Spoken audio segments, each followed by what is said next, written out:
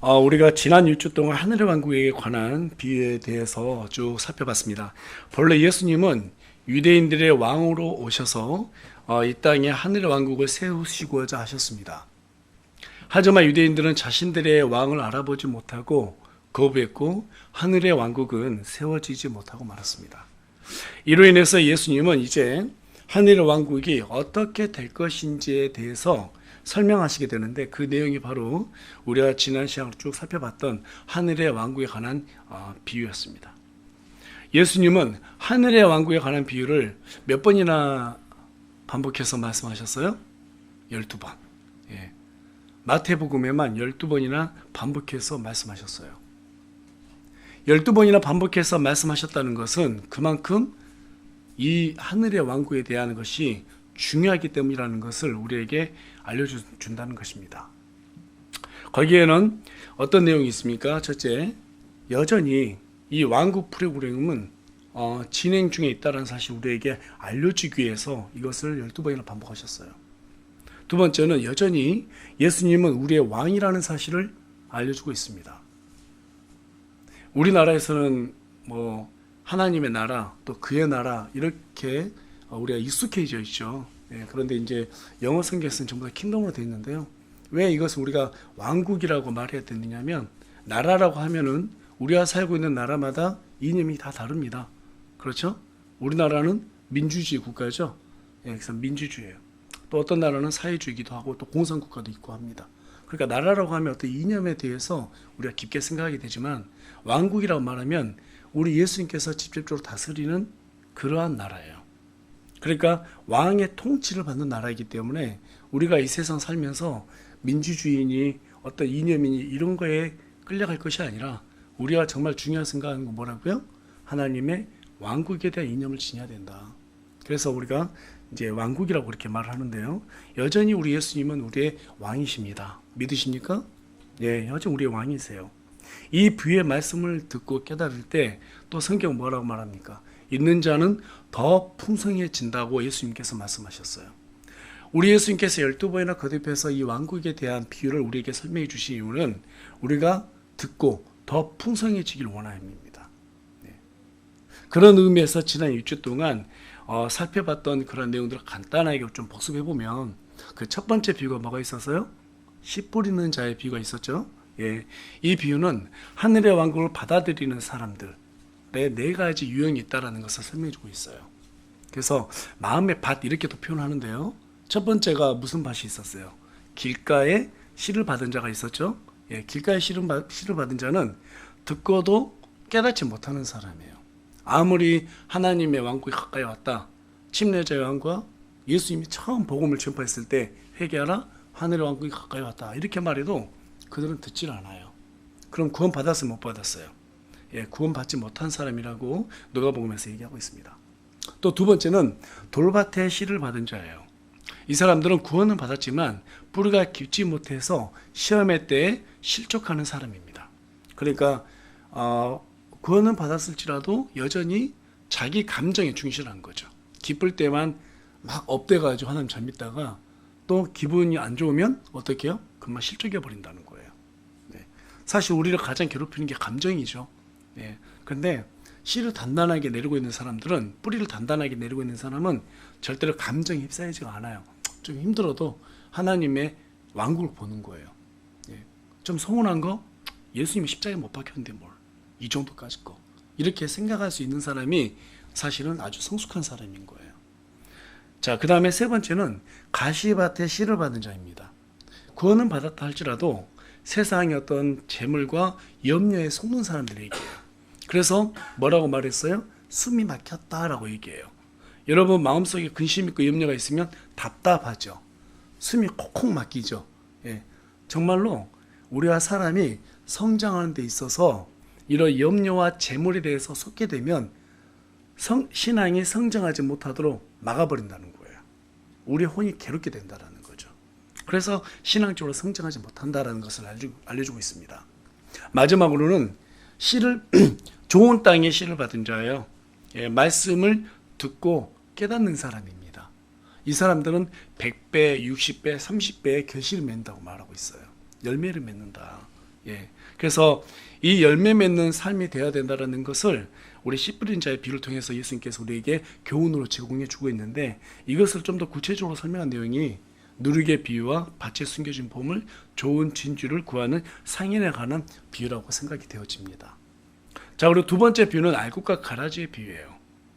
마지막 때까지 알곡과 가라지가 함께 자라다가 추수할 때는 알곡은 어디로 들어갑니까? 곡간으로 들어가죠.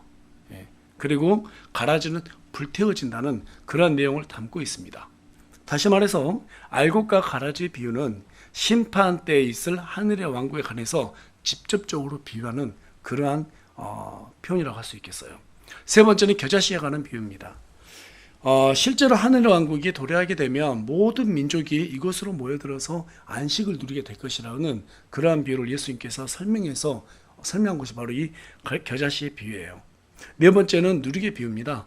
누룩이 밀가루와 만나게 되면 밀가루 속에 퍼지게 되죠. 네, 그리고 어떻게 됩니까? 밀가루가 부풀어 오르게 됩니다. 예, 그와 같이 하늘의 왕국에 관한 복음도 누룩처럼 퍼져나갈 것을 예수님께서 이 비유를 통해서 표현해 주셨어요. 예, 하지만 사실 왕국의 복음은 처음에 예수님께서 1차적으로 누구를 대상으로 전했던 복음이세요? 예, 유대인들에 대한 것이었습니다. 유대인들이 예수님을 받아들였다면 그 땅이 하늘의 왕국이 되었기 때문에 1차적으로 유대인들에 대한 표현이었어요. 그런데 지금 이 시대는 예수님께서 그 유대인들이 예수님 거부했기 때문에 교회라는 기관을 선택해서 이제는 이 복음을 누룩처럼 쭉 지금 현재 온 세상에 퍼뜨리고 있다라고 여러분들께 설명을 드렸습니다. 그리고 이제 다섯 번째는 밭에 숨겨진 보물이에요. 생명보다 값진 보물이 있어요, 없어요? 없죠. 없습니다. 그 생명을 소유하려면 모든 것을 팔아서라도 어떻게 해요? 살 만큼 가치 있는 것이 바로 하늘의 왕국이다 라는 것을 바로 예수님께서 밭에 숨겨진 보물을 통해서 우리에게 설명해 주셨고, 그리고 여섯 번째는 지난 시간에 살펴봤던 좋은 진주를 구하는 상인에 관한 비유였어요. 상인이 좋은 진주 하나를 구하기 위해서는 가까스로 고생을 하게 됩니다. 그것 하나만 구하면 그 고생했던 그 모든 보상을 얻게 되는 거예요. 하늘의 왕국도 바로 그와 같습니다. 정말 하나님의 왕국을 확장하기 위해서 우리 예수님을 구하게 되면 그 가운데 있었던 모든 그러한 고생들이 나중에는 우리에게 보상으로, 값진 보상으로 돌아온다는 것을 여러분들께 설명을 드렸어요. 그리고 일곱 번째 비유가 바로 오늘 우리가 나누게 될 그물에 관한 비유입니다. 그물에 관한 비유는 마태복음 13장에 나온 7가지 비유 중에서 마지막 비유에 해당하는 내용이에요. 서두에 말씀드렸다시피 마태복음에는 하늘의 왕국에 관한 비유가 12가지나 기록이 되어 있습니다. 하지만 이번에는 마태복음 13장에 기록된 7가지 비유 중에서 7가지 비유에 대해서만 좀 살펴보고 나머지는 다음 기회에 좀 설명하는 기회를 가질까 합니다. 네, 그래서 오늘 이 그물에 관한 비유가 이제 당분간 하늘의 왕국에 대한 비유로서 마지막 소개가 될 것 같은데요. 나중에 또 기회가 되면 또 나머지 5가지 설명할 수 있도록 하겠습니다. 그물에 관한 비유는 흔히 알곡과 가라지의 비유와 한 쌍을 이루는 비유로 이렇게 생각을 하고 있습니다. 그 이유는 이 두 개의 비유가 모두 마태복음에만 소개가 되어 있고 내용이나 단어가 아주 똑같거나 유사하기 때문에 그렇습니다. 예를 들면 여러분 42절하고 50절을 보시게 되면, 자 42절하고 50절을 보시게 되면요, 42절 볼까요? 불타는 용광로 속에 던져 넣으리니 거기서 통곡하며 이를 감이 있으리라. 알곡과 가라지 비유에 대해서 설명한 내용이 여기에 기록이 되어 있죠. 근데 50절도 보세요. 50절도 똑같이 불타는 용광로 속에 던져 넣으리니 거기에서 통곡하며 이를 감이 있으리라 하시니라. 자, 9절 내용이 똑같죠? 예, 똑같이 되어 있습니다.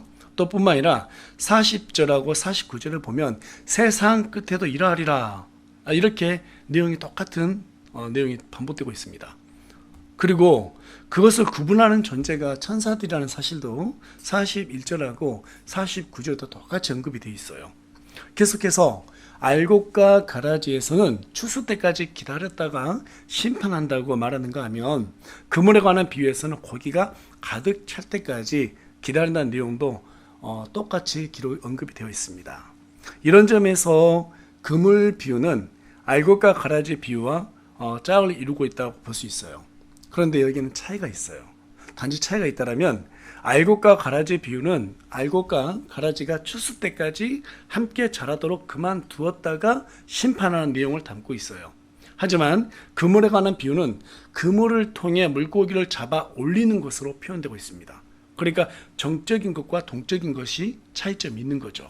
다시 말해서 알곡과 가라지 비유는 세상 끝에 있은 결과에 관한 내용이라면, 그리고 그물에 관한 비유는 세상 끝에 이르는 과정을 소개하고 있다는 것입니다. 이 비유를 정확하게 이해하려면 먼저 이 비유에 나오는 바다, 어부는 글자로는 없지만 어부가 있죠, 당연히. 그렇죠? 네, 어부. 그 다음에 또 그물, 물고기, 이라는 것들이 무엇을 상징하는지 알아야지 우리가 자세하게 이 비유를 이해할 수 있게 되는 것입니다. 자, 이 비유에서는 물고기들이 가득 찰 때까지 기다렸다가 물가로 끌어올리는 것으로 봐서 예수님이 말씀하신 그물은 예인만 그물인 것으로 판단이 돼요. 예인만 그물. 예인만 그물이 어떤 것이냐면, 이 배가 두 척이 있어요.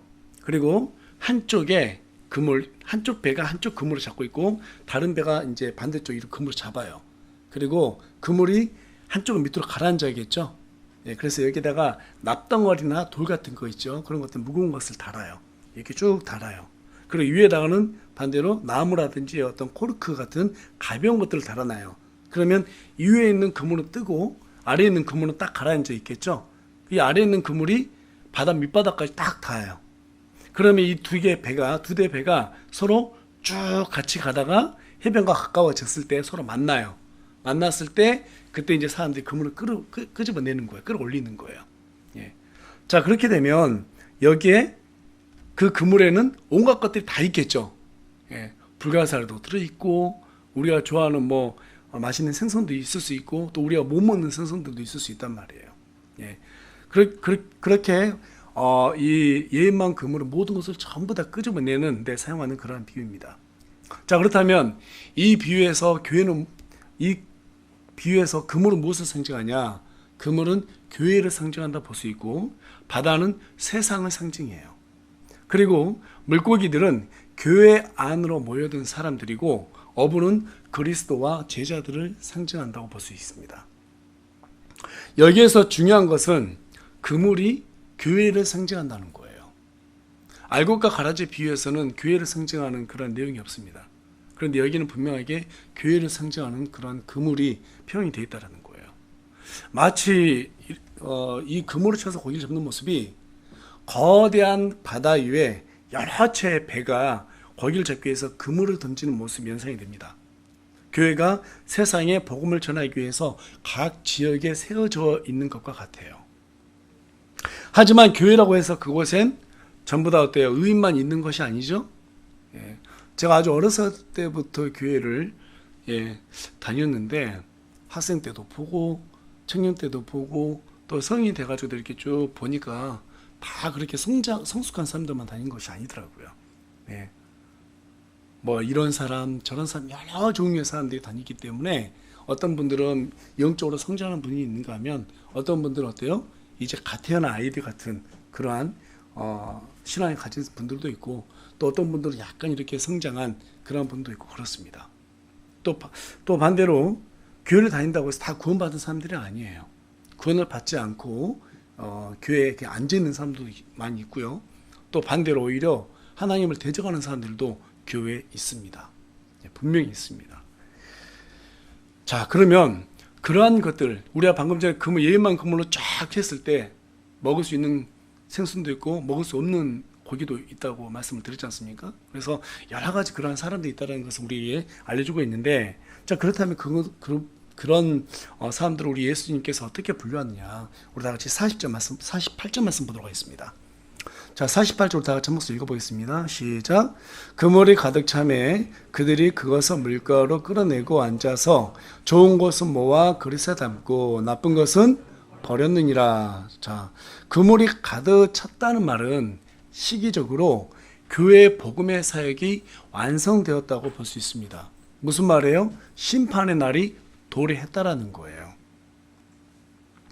그러면 어떤 기준으로 심판의 날이 도래했는가? 네.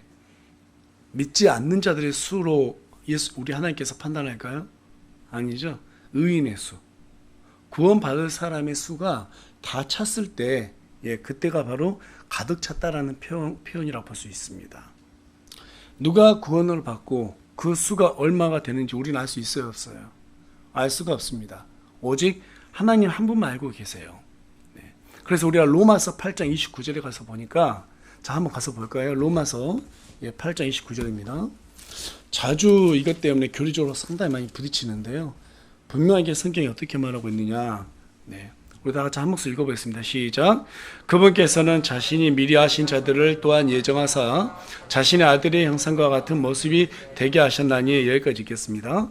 자, 그분께서는 자신이 미리 하신 자들을 또한 예정하사. 그러니까 우리 예수님이 미리 안다고 그러는 거죠. 그렇죠? 미리 알고 미리 정했다. 이게 우리 영역이에요? 하나님의 영역이에요? 하나님의 영역이에요. 그러니까 우리가 이것을 판단하려고 하면 안 됩니다.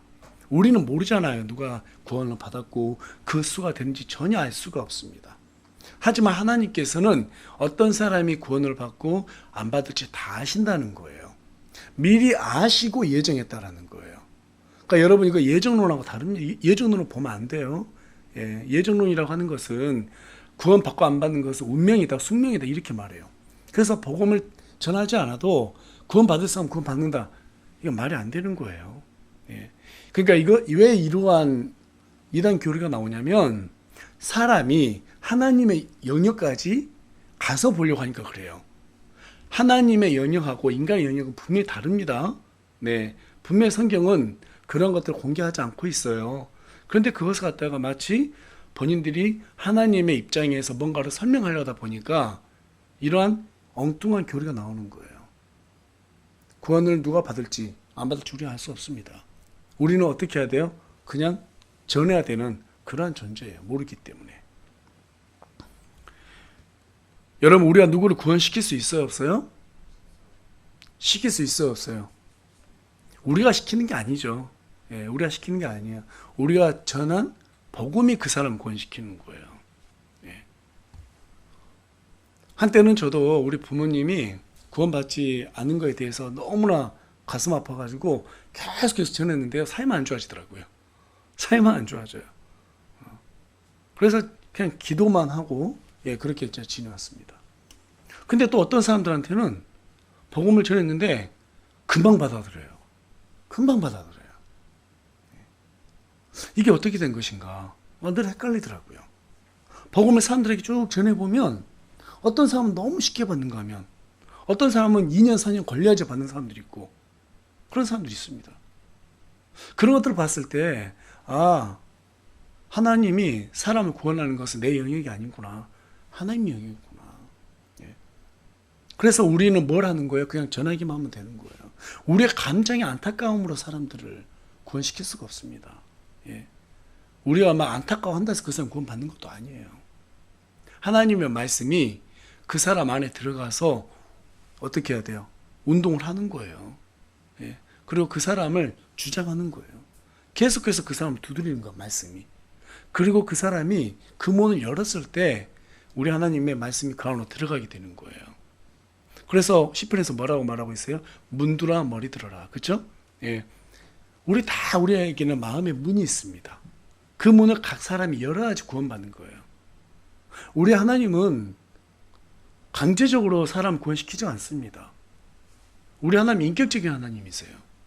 노크했을 때 그 사람이 문을 열었을 때 우리 하나님이 초대받고 들어가시는 분이지 그냥 마음대로 들어가시는 분이 아니십니다. 근데 마귀는 어떻게 해요? 우리의 생각대로 마음대로 들어오죠? 허락 안 받습니다. 그들은 인격적이지 않습니다. 그래서 사람들에게 강압적으로 뭔가 하려고 그래요. 여러분, 구원은 우리의 능력으로 되지 않습니다. 누구의 능력으로 되는 거예요? 오직 하나님이 스스로 하시는 거예요. 다만 우리는 전하는 도구일 뿐이에요. 그게 확성기 정도밖에 안 되는 거예요. 그래서 침례자연이 뭐라고 말해요? 네가 메시아냐 그랬더니 난 아니다 이렇게 말했죠. 네가 엘리야냐? 내가 아니다. 난 엘리야가 아니다. 너 누구냐? 나는 광야에 외치는 소리다 이랬어요. 저와 여러분 소리입니다. 그 이상도 이하도 아니에요. 그런데 여기에다 자꾸 어떤 다른 의미를 부여하게 되면 마치 구원이 내 능력으로 되는 것처럼 오해할 수 있어요. 우리는 그냥 소리일 뿐입니다. 인정하세요? 저 아멘이 적습니다. 예. 그거 인정하셔야 돼요. 예. 어부가 그물을 끌어올려봐야 어떤 물고기를 얼마나 잡았는지 알 수 있는 것처럼 세상 끝날까지 가봐야지 누가 구원을 받고 그 수가 얼마나 되는지를 알 수 있습니다. 그래서 교회는 이 사람 저 사람 내하고 친해서 전하고 안 친하니까 너는 그냥 지옥 가라, 이거 안 됩니다. 여러분 알겠죠? 예. 악한 사람들이 뭐 여러분에게 다가오거나 또는 특히 이제 성적인 문제가 많이 걸리잖아요. 그렇죠? 예, 이렇게 다가오면 예수님 전하면 금방 떨어져 나가더라고요. 예, 실제로 그래요. 예.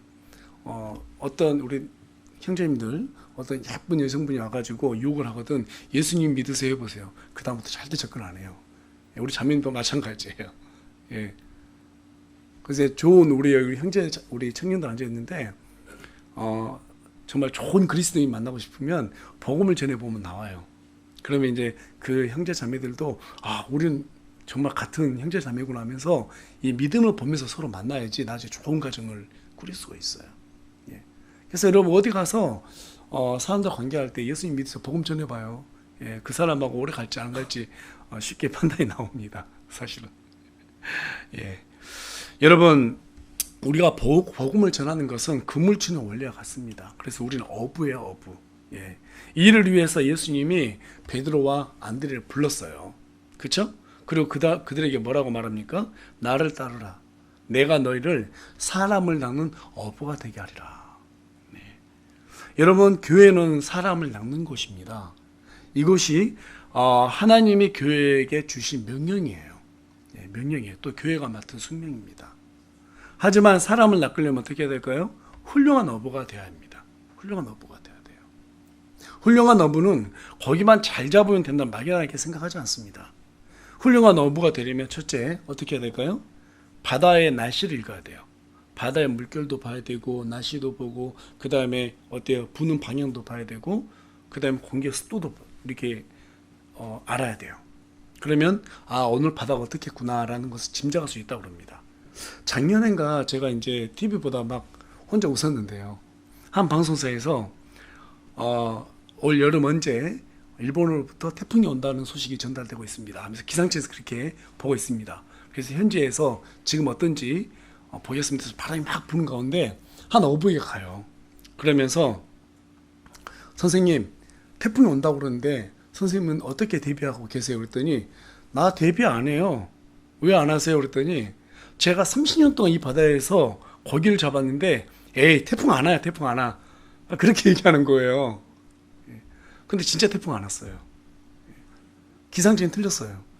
그래서 되게 웃었던 그런 기억이 납니다.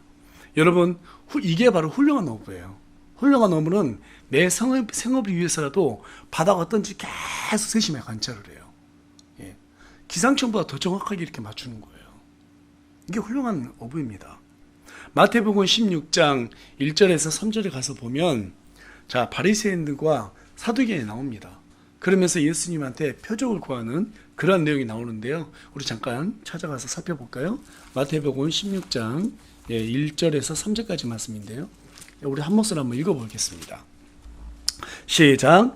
바리새인들도 사두개인과 함께 와서 시험하며 그분께서 하늘로부터 오는 표적을 자기들에게 보여줄 것을 그분께 요구하며 그분께서 그들에게 응답해 이르시되 저녁이 되면 너희가 말하기를 하늘이 붉으니 날씨가 좋으리라 하고 또 아침에는 하늘이 붉고 흐리니 오늘은 날씨가 구지리라 하는도다. 오 너희 위선자들아 너희가 능히 하늘의 모습은 분별하거니와 시대의 표적들은 분별하지 못하느냐. 예.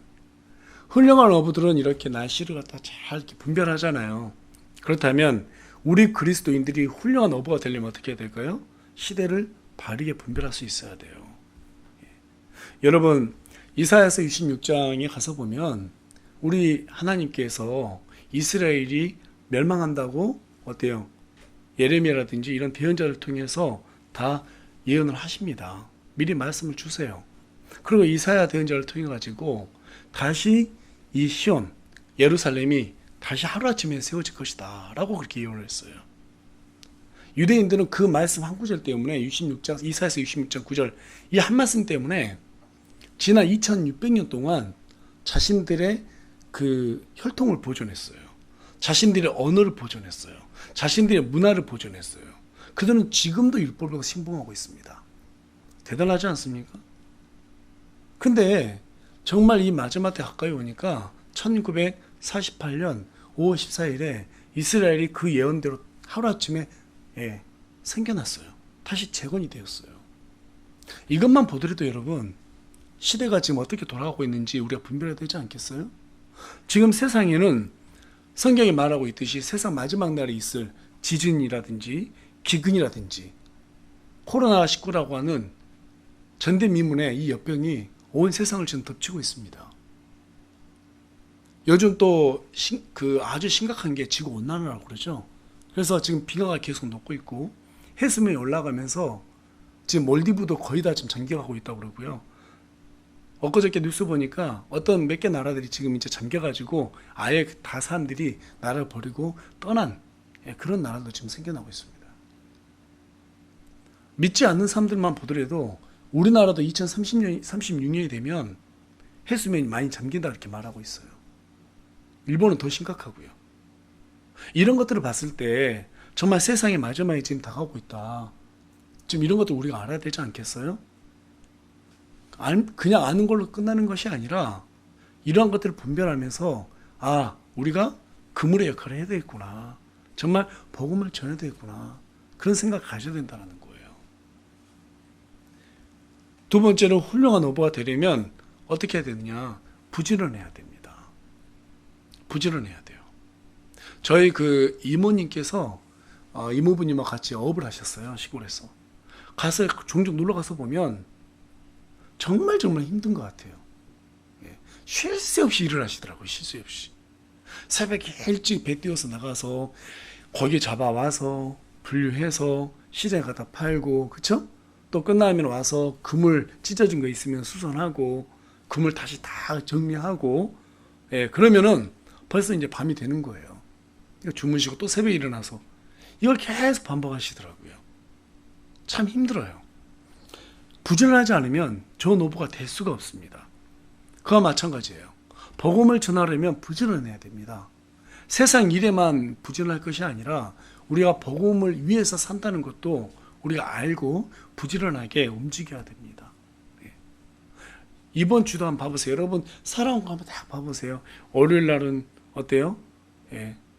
원래 일하는 거고, 화요일 날은 뭐 세상 사람도 화나니까 술 마시고, 수요일은 뭐라 이렇게 다 있더라고요.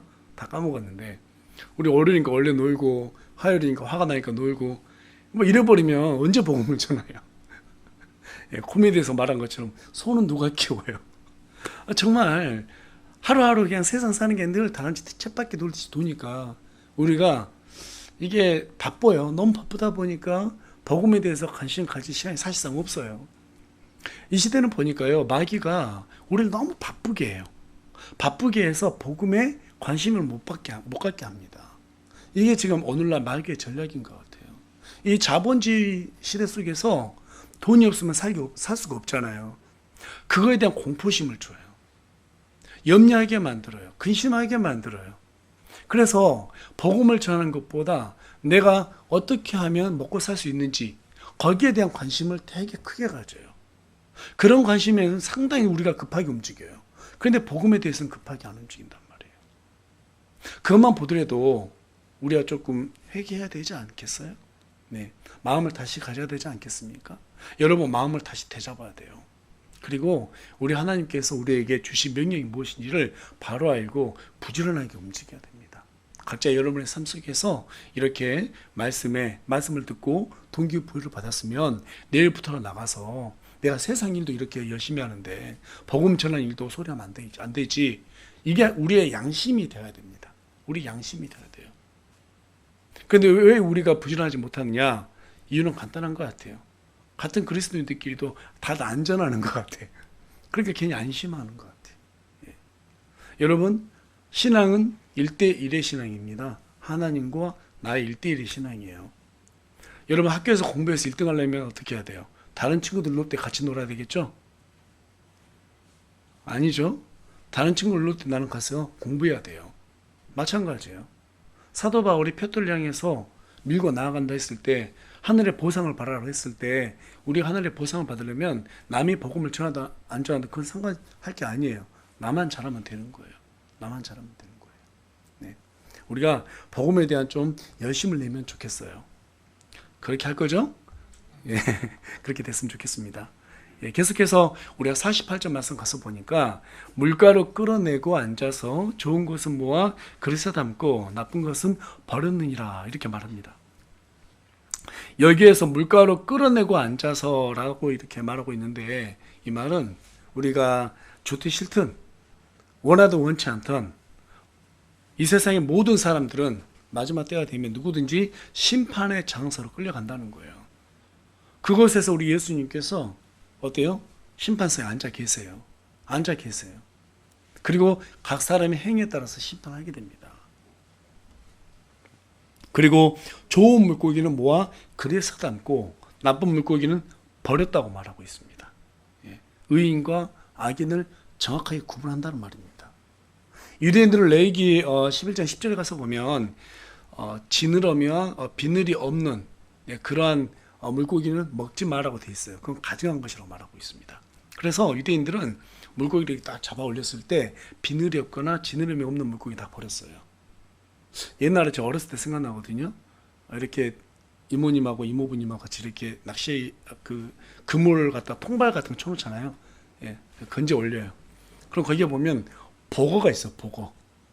요즘은 보거가 되게 귀한 음식이죠. 그렇죠? 예, 보거로 딱 잡아보면 이게 푹 부풀어 올라요. 그때 이걸 먹지 못하니까 부풀어 오르잖아요. 그러면 다 집어 던지면 멀리 날아가요. 그리고 이제 어떤 친구들은 발로 뻥 찹니다. 예, 재밌다고. 네, 그랬던 시절이 있고, 그리고 또 과거에는 그 쥐포라고 그러죠. 쥐치요. 그것도 안 먹었어요. 안 먹었는데 지금은 얼마나 우리가 맛있게 먹어요. 네. 그와 같이 이제 유대인들도 이런 성경 기록에 따라 가지고 비늘이 없거나 또 이런 지느러미가 없는 물고기 잡으면 다 버렸습니다. 그와 같이 심판 때가 되면 어떻게 된다고요?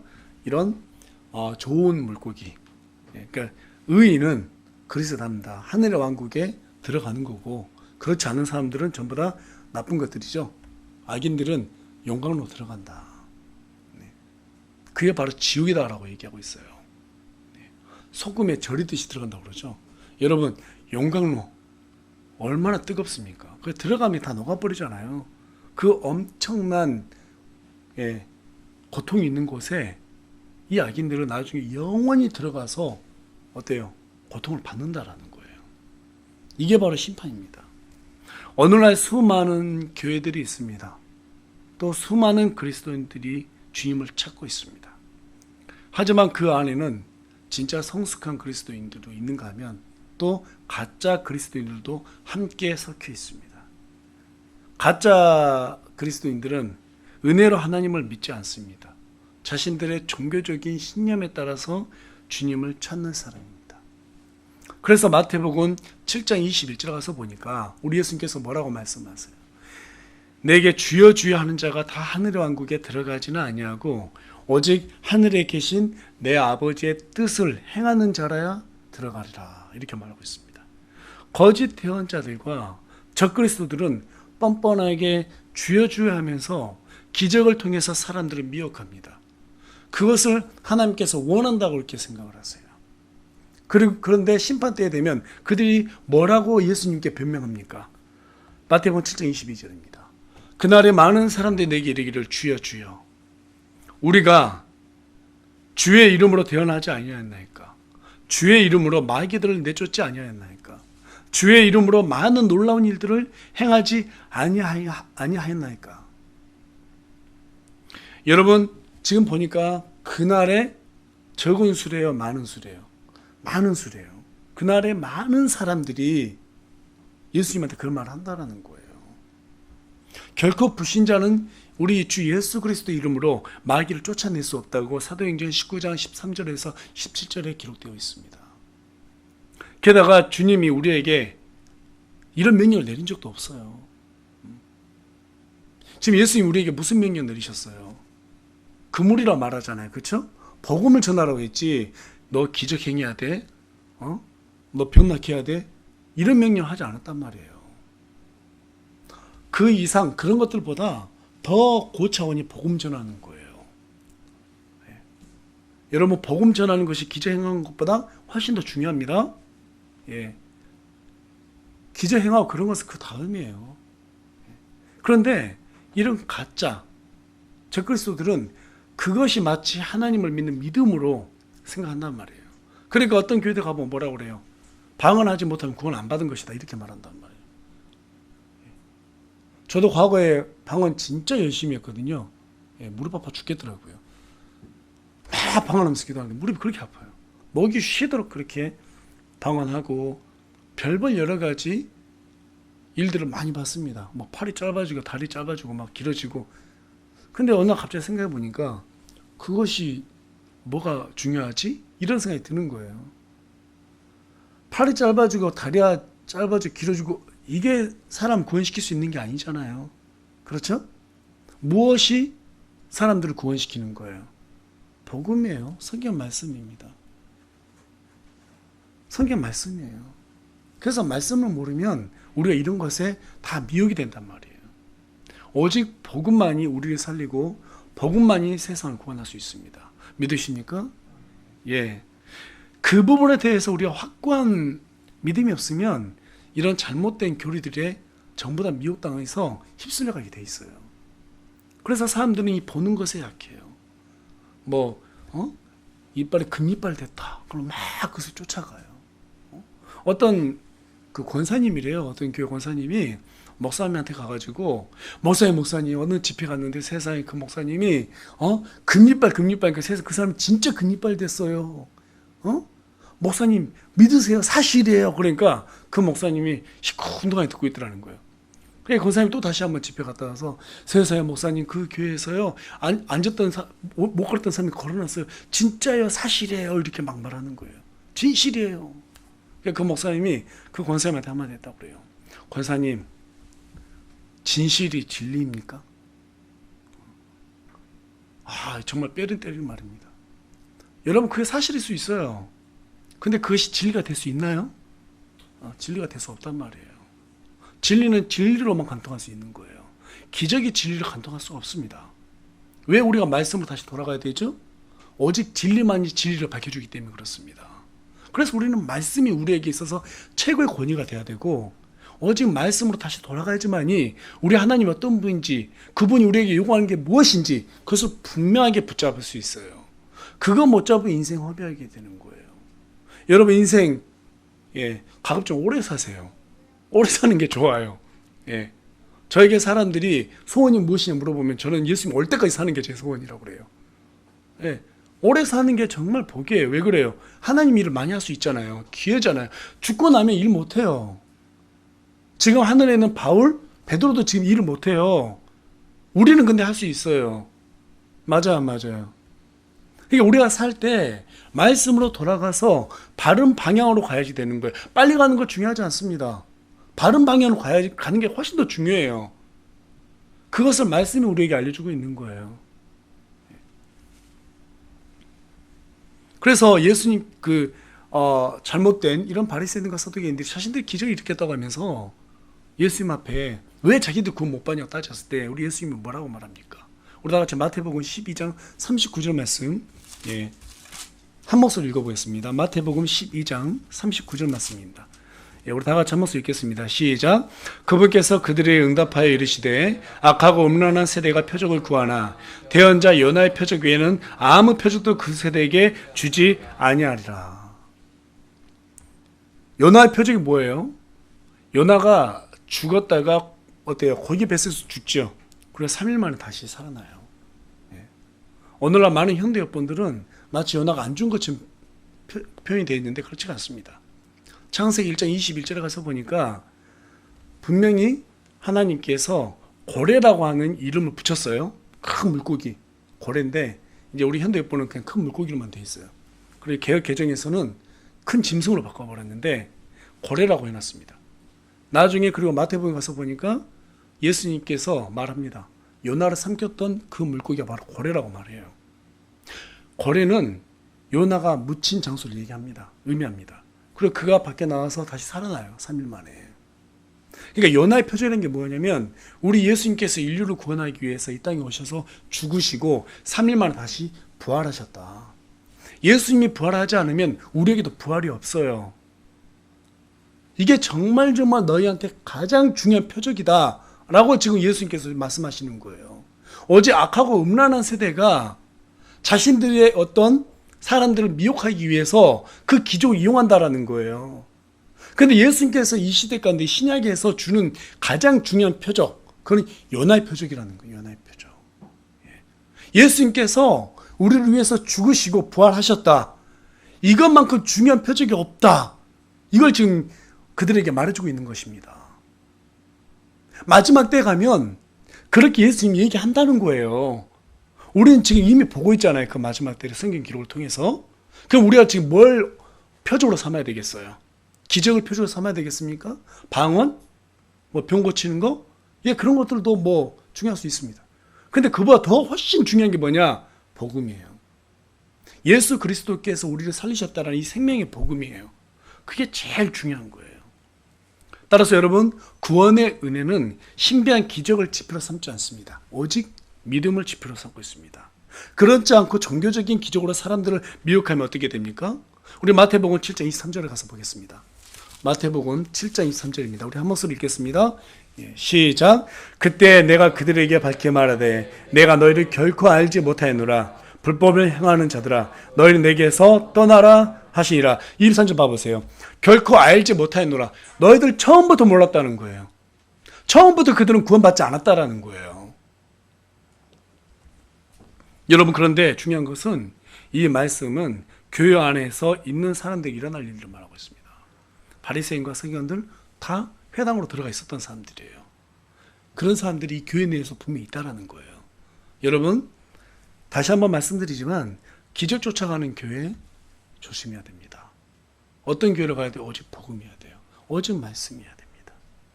여러분, 교회는 복음을 전하고 복음으로 사람들의 영혼을 구원하는 사역을 맡은 것이지 어떤 기적을 체험하고 축복받기 위해서 모인 그런 장소가 아닙니다. 그렇다면 우리가 이 시대 가운데 어떻게 살아가야 될까요? 정말 중요하죠. 히브리서 12장으로 가보겠습니다. 히브리서 12장 28절 말씀 보도록 하겠습니다. 12장 28절 말씀입니다. 히브리서 12장 28절 말씀 우리 다 같이 한 목소리로 읽겠습니다. 시작. 그러므로 우리가 움직일 수 없는 왕국을 받을진대 은혜를 소유하자. 이 은혜를 힘입어 우리가 공경하는 마음과 하나님께 속한 두려움을 가지고 받으실 만하게 하나님을 섬길지니. 여러분, 이미 우리는 예수님을 믿었어요. 믿는 자마다 다 구원을 받게 되어 있습니다. 그 구원 잊어먹어요? 안 잊어먹어요? 하나님은 줬다 빼앗는 분 아니에요? 예, 그럴 일 없습니다. 분명히 여기서 뭐라고 말하고 있어요? 그러므로 우리가 움직일 수 없는 왕국을 받을진대. 이 말은 무슨 말이냐면 지옥을 안 간단 말이에요. 예, 벌레들도 결코 죽지 않고 그 영광로에 엄청난 고통이 있는 그 지옥은 절대 가지 않는다. 여러분이 아마 그 지옥이 어떤 것인지 미리 보고 왔다라면 우리가 하나님 믿는 게 얼마나 큰 은혜인지 아마 알 수 있을 거예요. 근데 하나님은 안 보여주더라고요. 저도 그거 보여달라고 기도까지 했는데 안 보여주더라고요. 보지 않고 믿는 자가 훨씬 더 복된다고 그랬지 않습니까? 근데 한번 상상해 보세요. 정말 그 엄청난 영광로 속에 들어가지 않고 영원히 살지 않고 영원한 하늘의 왕국에서 우리 예수님과 함께 산다고 한번 생각해 보세요. 얼마나 행복하겠어요. 그렇지 않습니까? 우리가 지옥에 가지 않는다는 그 자체만으로도 너무너무 다행이라고 마음을 쓸어내릴 거예요. 그 지옥을 체험하는 곳이 지금 이 세상이에요. 여러분, 돈 때문에 고생해 보셨죠? 돈 없어가지고. 해봤어, 안 해봤어요? 예. 우리 김학수님 해봤어요, 안 해봤어요? 예, 그 고생해 보니까 마음이 어때요? 정말 마음이 지옥이에요. 예. 저도 그런 체험 해봤는데 정말 지옥이에요, 마음이. 오시자매님 예. 해봤어요, 안 해봤어요? 안 해봤대요. 야, 그거 회복해 달라 기도할 수도 없고. 정말 여러분, 이 세상 살아가면서 이 자본주의 시대 가운데 돈이 없어가지고 고생해 보면 그 진짜 마음이 숨이 턱턱 막혀요. 턱턱 막혀요. 예. 또 뿐만 아니라 몸이 아파봐요. 숨이 턱턱 막히면 막 두렵습니다. 회사에서 누가 나 괴롭혀봐요. 어때요? 정말 머리를 쥐어짜요. 그렇지 않습니까? 근데 그런 것만 가지고도 우리가 엄청난 고통을 느끼는데, 또 때리는 것도 아니잖아요. 근데 지옥은 영광 속으로 들어간다는 거예요. 그 엄청난 고통을 느낀다는 거예요. 거기에서 건져받았다는 것은 어마어마한 은혜입니다. 그래서 지금 히브리서 12장 28절 뭐라고 말하고 있습니까? 이 은혜를 힘입어 우리가 공경하는 마음과 하나님께 속한 두려움을 가지고 받으실 만하게 하나님을 섬겨라. 너희들 건져내 주신 분이 누구냐? 하나님 아니냐? 너희와 동행해 주신 분이 누구냐? 하나님 아니냐? 그분은 마땅히 우리가 공경해야 할 분이고 마땅히 우리가 섬겨야 할 분이다. 그분을 정말 두려워해야 된다. 말씀대로 살지 않는 것을 우리가 마땅히 두려워해야 된다, 이 말이에요. 여러분, 이 은혜가 실제가 된다면 정말 우리도 하나님을 기쁘게 섬길 수 있습니다. 날마다 하나님의 그 은혜를 체험하는 저와 여러분이 되길 소망합니다. 네. 그래서 이 하늘의 왕국을 확장하고 그분의 의를 따르는 것이 우리에게 최우선, 첫째 과제라는 것, 첫째 목표라는 것을 늘 마음에 다짐하고 최선을 다해서 하나님을 섬기길 바랍니다. 결론의 말씀 드리겠습니다. 교회는 우리 주 예수 그리스도의 그물이에요. 그물이에요. 그물을 잘 던지려면 시대를 잘 분별해야 됩니다. 예. 그리고 부지런해야 됩니다. 염려와 근심보다 주님을 봐야 합니다. 염려와 근심을 본다 해서 우리 해결될 수 있는 건 없어요. 하나님을 의지하는 가운데서 우리 주님을 보셔야 합니다. 기적이나 어떤 축복 그런 것들을 우리의 열매로 삼지 않고 오직 우리가 하나님께 받은 그 복음의 사명을 감당할 때 그 모든 평안이 이루어진다는 것을 믿고 하나님 앞에 달려가야 합니다. 오직 하나님의 말씀을 따라서 그물을 던지고 그로 인해서 하늘의 보상을 얻는 저와 여러분이 되길 간절히 소망합니다.